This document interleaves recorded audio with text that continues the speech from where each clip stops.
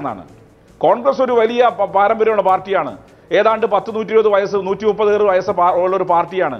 ഇത്തരം ആളുകളെയൊന്നും താങ്ങി നിർത്തി പോകേണ്ട ആവശ്യമൊന്നുമില്ല. പാർട്ടിക്കകത്ത് പലരും പല ദുസ്വഭാവങ്ങൾ കാട്ടിയേക്കാം. പക്ഷെ അത്തരം ആളുകൾക്ക് വേണ്ടി ജസ്റ്റിഫൈ ചെയ്യാനും അവരെ സംരക്ഷിക്കാനും ഒരു പാർട്ടി വരുന്നു എന്ന് പറയുമ്പോൾ ആ പാർട്ടിയുടെ ഗതികേടാണ് സൂചിപ്പിക്കുന്നത്.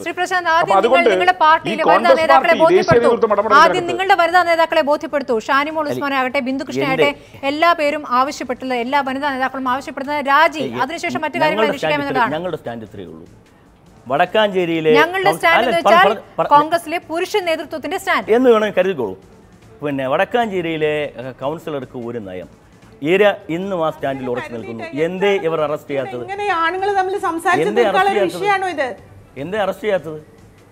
കോൺഗ്രസ് നേതൃത്വത്തിന്റെ എന്ന് പറയുമ്പോൾ കോൺഗ്രസിലെ പുരുഷ നേതൃത്വത്തിന്റെ നിലപാടാണ് രാഷ്ട്രീയപരമായ ഗൂഢാലോചന എന്ന് എന്തുകൊണ്ട് വനിതാ നേതാക്കൾ പറഞ്ഞില്ല? ബിന്ദുകൃഷ്ണ പറഞ്ഞില്ലല്ലോ, ഷാനിമോൾ ഉസ്മാൻ പറഞ്ഞില്ലല്ലോ. അത് അവരോട് തന്നെ ചോദിക്കേണ്ട കാര്യമാണ്. അതിനെ സംബന്ധിച്ച് എനിക്കറിയില്ല. ഈ പിന്നെ ആശുപത്രിയിൽ CPM-ന്റെ പ്രാദേശിക നേതാക്കളെ അഡ്മിറ്റ് ചെയ്യാൻ കൊണ്ടുപോകുന്നു. അവിടെ ആൻസലൻ MLA വരുന്നു. അവിടെ CPM-ന്റെ ജില്ലാ സെക്രട്ടറി ഉൾപ്പെടെയുള്ള നേതാക്കൾ വരുന്നു. ആ ഭർത്താവ് ആരോപണം ഉന്നയിക്കുന്നു. അന്ന് തന്നെ ആത്മഹത്യാ പ്രകടന കുറ്റത്തിന് കേസെടുക്കുന്നു. അജിത ബീഗത്തെ നിയോഗിക്കുന്നു അന്വേഷണത്തിന്. ഈ വ്യഗ്രത മറ്റു പല കേസുകളും സമാനമായ കേസുകളുണ്ടായല്ലോ. സ്ഥലത്തെ MLA-ക്കെതിരെ ഇങ്ങനെ ഒരു ആരോപണം ആ പ്രദേശത്തെ ഒരു സ്ത്രീ ഉന്നയിക്കുകയാണെങ്കിൽ അവിടുത്തെ പ്രതിപക്ഷം ആ വിഷയം ഏറ്റെടുക്കില്ല എന്നാണോ കരുതുന്നത്?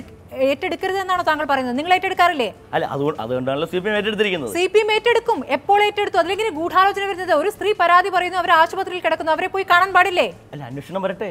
സാമൂഹ്യ പ്രവർത്തകരോടെ പോകാൻ പാടില്ലേ? രാഷ്ട്രീയ നേതൃത്വത്തിൽ പോയി കണ്ടുകൂടെ?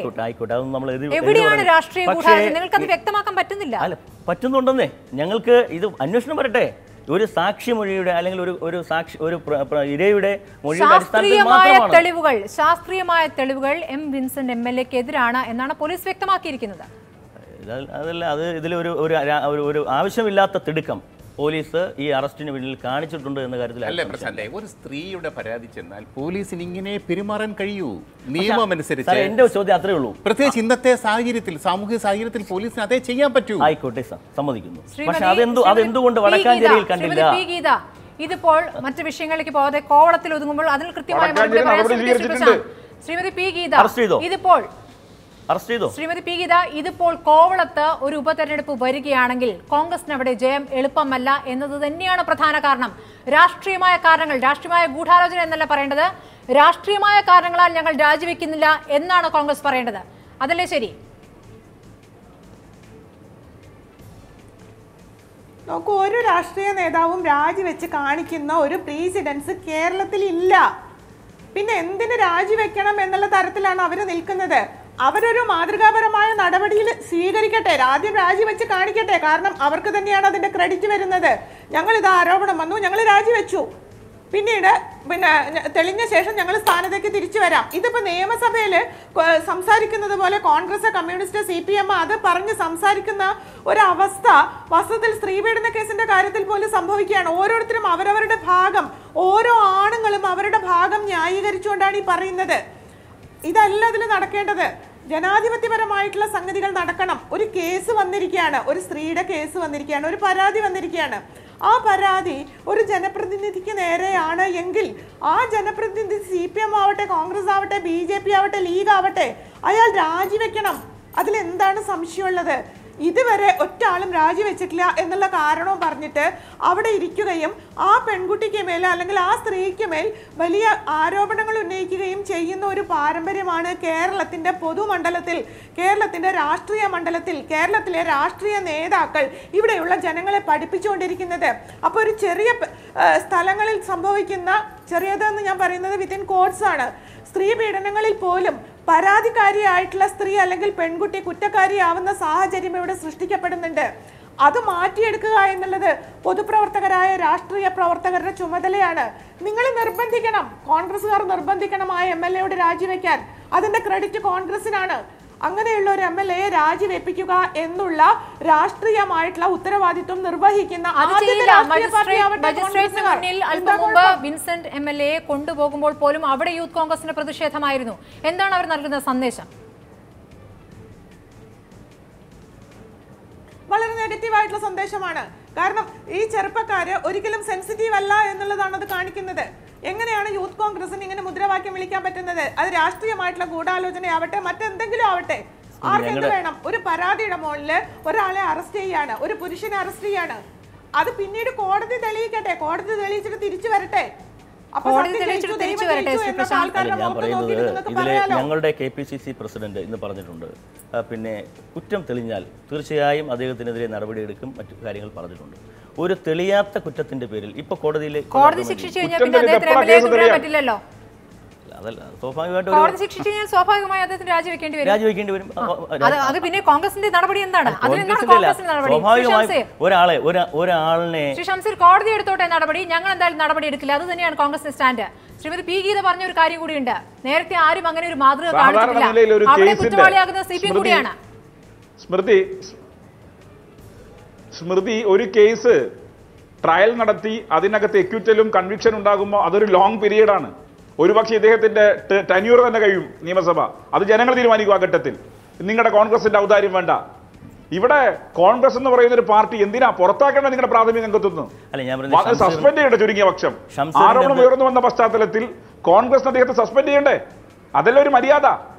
അതുപോലും ചെയ്യാതെ അതിനെ ന്യായീകരിക്കാൻ ഒരു പാർട്ടി നിൽക്കുന്നു എന്ന് പറയുമ്പോൾ നിങ്ങൾ ഇത്തരം പീഡനക്കാരെ പ്രോത്സാഹിപ്പിക്കുന്ന പാർട്ടിയാണ് എന്ന് നിങ്ങൾ ഒരിക്കൽ കൂടി തെളിയിച്ചുകൊണ്ടിരിക്കുന്നു. ഒരു ഉത്തരവാദപ്പെട്ട രാഷ്ട്രീയ പാർട്ടിക്കകത്തെ പ്രവർത്തകന്മാർ ചെയ്യുന്ന കുറ്റം പാർട്ടിയുടെ കുറ്റമല്ല. പക്ഷെ പാർട്ടിക്ക് ചെയ്യാൻ പറ്റുന്ന കാര്യം ഇത്തരം തെറ്റിലേക്ക് സഞ്ചരിച്ച ആളുകളെ തിരുത്തുക, അവരെ പുറത്താക്കുക എന്നുള്ളതാണ്, അല്ലെങ്കിൽ സസ്പെൻഡ് ചെയ്യുക എന്നുള്ളതാണ്. അതിന് പകരം ഈ ആളുകളെ ഡിഫെൻഡ് ചെയ്യുമ്പം നിങ്ങൾക്ക് എന്തോ മറച്ചു വെക്കാനുണ്ട് എന്ന് പൊതുസമൂഹം സംശയിക്കുന്നു. വിൻസെന്റിന് ഒരു പക്ഷേ പലതും വിളിച്ചു പറയാനുണ്ടാകും. വിൻസെന്റ് നിങ്ങളെ ഭയപ്പെടുത്തിക്കാണ്, ബ്ലാക്ക് മെയിൽ ചെയ്തിട്ടുണ്ടാകും നേതൃത്വത്തെ. എന്നെ നിങ്ങൾ സസ്പെൻഡ് ചെയ്താൽ എനിക്കറിയുന്ന പല കാര്യങ്ങളും ഞാൻ വിളിച്ചു പറയുമെന്ന് ഒരു പക്ഷേ കോൺഗ്രസ് എന്ന മുന്നണിയിൽ ഒരു മന്ത്രിയെ രാജിവെപ്പിച്ചിട്ടുണ്ട് ഈ സർക്കാർ.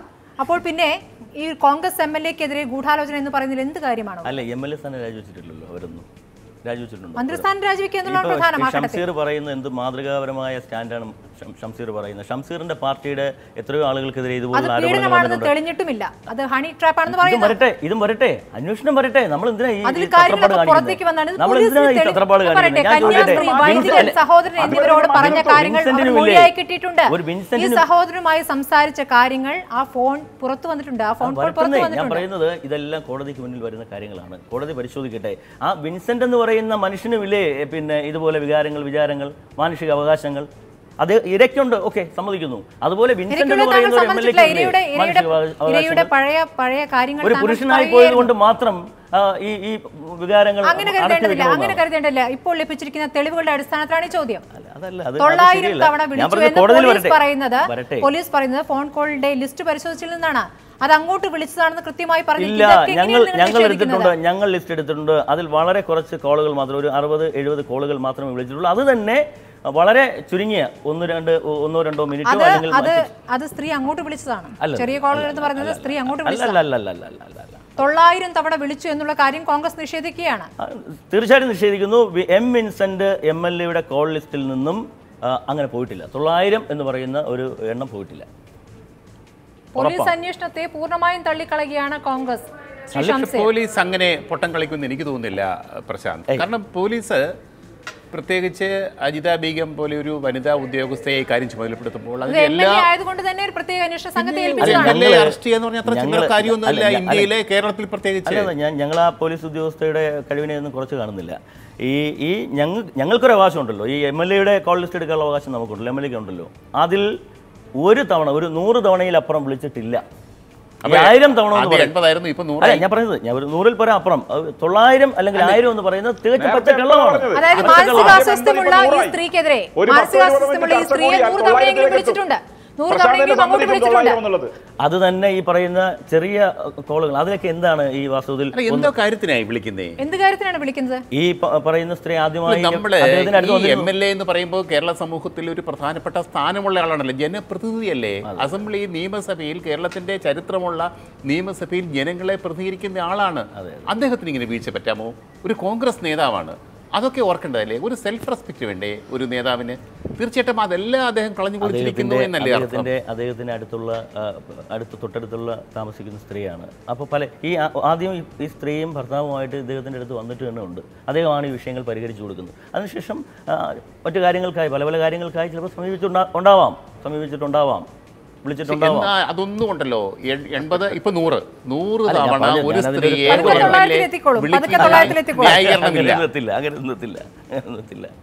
അത് ന്യായീകരിക്കാനാവില്ല. 100 തവണ ഫോൺ വിളിക്കുന്നതിന് ഒരു കാരണവശാലും പറഞ്ഞോളൂ. ഇപ്പൊ അതേ പല കാര്യങ്ങൾ അത് തന്നെയാണ് ആ കുട്ടി സ്ത്രീയും പറയുന്നത്. ഈ പറഞ്ഞ സ്ത്രീ ഉന്നയിക്കുന്നതാണ് പല കാര്യങ്ങൾ വയസ്സായ സ്ത്രീയാണ്. ആ സ്ത്രീ പറഞ്ഞിരിക്കുന്നത് പല കാര്യങ്ങൾക്ക് ഇത് വിളിച്ചു ശല്യപ്പെടുത്തിക്കൊണ്ടിരിക്കുന്നു എന്നുള്ളതാണ്. അതന്നെയാ 100 ഇപ്പൊ എത്തി. ചർച്ച തുടങ്ങുമ്പോൾ 80, ഇപ്പൊ 100 ഒരുപക്ഷെ സ്മൃതി ഡിസ്കഷൻ 9 വരെ കൊണ്ടുപോയാൽ ഇദ്ദേഹം 1000 സമ്മതിക്കും. അങ്ങനെയൊന്നും പോകില്ല. കോൺഗ്രസ് ഓഫീസിൽ കൊന്നു പി ജെ കുര്യൻ. അപ്പൊ കോൺഗ്രസിന് അവരുടേതായ ഒരു അന്വേഷണ രീതിയുണ്ട്. അവരുടെ അന്വേഷണത്തിൽ തെളിഞ്ഞിരിക്കുന്നത് 100 കോളുകൾ എന്നാണ് ഷംസീർ. ഇവിടെ പോലീസ് അന്വേഷിക്കേണ്ട കാര്യമില്ല. അജിത ബീഗത്തിന്റെ നേതൃത്വത്തിലുള്ള അന്വേഷണത്തെ വിശ്വസിക്കുന്നില്ല, അവരുടെ കണ്ടെത്തലുകളെ വിശ്വസിക്കുന്നില്ല. ഇല്ല, അവർ പറഞ്ഞ കണ്ടെത്തലുകളൊക്കെ നിഷേധിക്കാനല്ലോ താങ്കൾ. ഈ കണ്ടെത്തലുകളെ മുഴുവൻ താങ്കൾ നിഷേധിച്ചു. പോലീസ് പറഞ്ഞ കാര്യങ്ങൾ മുഴുവൻ നിഷേധിച്ചു. 1000 കോളുകൾ വിളിച്ചിട്ടില്ല. 1000 അല്ല 900. 900 ആദ്യം 1000 എന്നാണ് എഴുതി കാണിച്ചത് എല്ലാ ചാനലിലും. അതുകൊണ്ട് പറഞ്ഞു മാത്രം. 1000, 100 എന്ന കണക്കിലാണോ നിങ്ങൾ അദ്ദേഹത്തെ ന്യായീകരിച്ചുകൊണ്ട് ഈ പാർട്ടി നിൽക്കുന്നത്? അതല്ല പറയുന്നത്. കാരണം ഇതിൽ രാഷ്ട്രീയ ഗൂഢാലോചന നടന്നിട്ടുണ്ട്. പല കേസുകളിലും സമാനമായ നടന്ന കേസുകളിൽ പിന്നെ ഈ പ്രതി എന്ന് പറയുന്ന ആൾക്ക് കൊടുത്ത പിന്നെ ഒരു സൗകര്യം അല്ലെങ്കിൽ ആ സൗകര്യത്തിന് വേണ്ടിയിട്ടാണ് 2.5 മണിക്കൂർ അദ്ദേഹത്തെ ചോദ്യം ചെയ്തത്. അദ്ദേഹം പറഞ്ഞ കാര്യങ്ങൾ മുഴുവൻ നേരത്തെ പറഞ്ഞതിന് വിരുദ്ധമായിരുന്നു. പറഞ്ഞ കാര്യങ്ങളൊന്നും തെളിയിക്കാൻ അദ്ദേഹത്തിന് പറ്റിയിട്ടില്ല.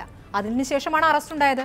അല്ല, അത് വരട്ടെ, അത് അങ്ങോട്ട് വരട്ടെ, കോടതിയിൽ വരട്ടെ, കോടതിയിൽ വരട്ടെ കാര്യങ്ങൾ. അതിനുശേഷം മാത്രമേ കോൺഗ്രസ് നേതൃത്വം ഈ കാര്യത്തിൽ ഒരു നിലപാടെടുക്കുള്ളൂ എന്ന് വ്യക്തമാക്കി കഴിഞ്ഞു. പക്ഷേ നേരത്തെയും ഒരു പാർട്ടിയും ഇങ്ങനെ ഒരു മാതൃക കാണിച്ചിട്ടില്ല എന്ന കാര്യം കൂടി ശ്രീമതി പി ഗീത ചൂണ്ടിക്കാണിക്കുന്നുണ്ട്. നമ്മുടെ ഈ ആദ്യത്തെ ചർച്ച ഇവിടെ അവസാനിക്കുകയാണ്. വളരെ നന്ദി ചർച്ചയിൽ പങ്കെടുത്ത എല്ലാവർക്കും.